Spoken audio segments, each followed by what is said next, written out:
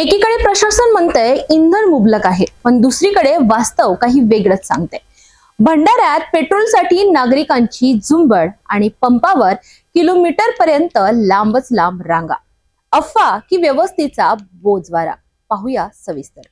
भंडारा जिल्ह्यातील साकोली तालुक्यात सानगड येथील अशोका पेट्रोल पंपावर सकाळपासूनच प्रचंड गर्दी उसळली। पेट्रोल संपेल या भीतीने नागरिकांनी मोठ्या प्रमाणावर पंपावर धाव घेतली। परिणामी दुचाकी आणि चारचाकी वाहनांच्या किलोमीटर पर्यंत रांगा लागल्यात। परिसरात वाहतूक कोंडी निर्माण झाली आणि नागरिकांना मोठ्या अडचणींचा सामना करावा लागलाय।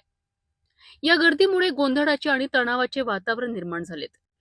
एकीकडे प्रशासन इंधन मुबलक आहे असा दावा करत असताना प्रत्यक्षात मैदानात वेगळीच परिस्थिती दिसून आली आहे। यामुळे प्रशासनाच्या दाव्यांवर प्रश्नचिन्ह उपस्थित होत आहे। दरम्यान अशोका पेट्रोलियमचे डीलर अशोक लिचडे यांनी स्पष्ट केलं आहे की पेट्रोलचा कोणताही तुटवडा नाही आणि साठा पुरेसा उपलब्ध आहे। तरीही नागरिकांमध्ये भीतीचं वातावरण कायम असून गर्दी कमी होण्याची चिन्ह दिसत नाही। परिचय सांगा। माझे नाव अशोक पंढरीनाथ लिचडे। मी अशोका पेट्रोलियम सानगडचे डीलर आहे। सध्या परिस्थितीत पेट्रोल उपलब्ध आहे आमच्याकडे, तसं काही तुटवडा पडणार नाही, पण ग्राहकांच्या गैरसमजुतीमुळे पेट्रोलचा स्टॉक राहणार नाही किंवा पेट्रोलचा तुटवडा पडेल, त्यामुळे सर्व ग्राहकांनी इथं गर्दी केलेली आहे। पण तशी परिस्थिती आता सध्या परिस्थितीत नाही।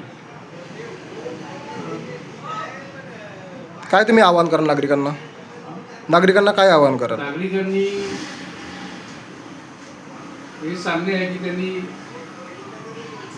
अतिगर्दी किंवा करू नये। स्टॉक आहे, सध्या परिस्थिती आहे स्टॉक, तरी गैरसमज करता कामा नये त्यांनी।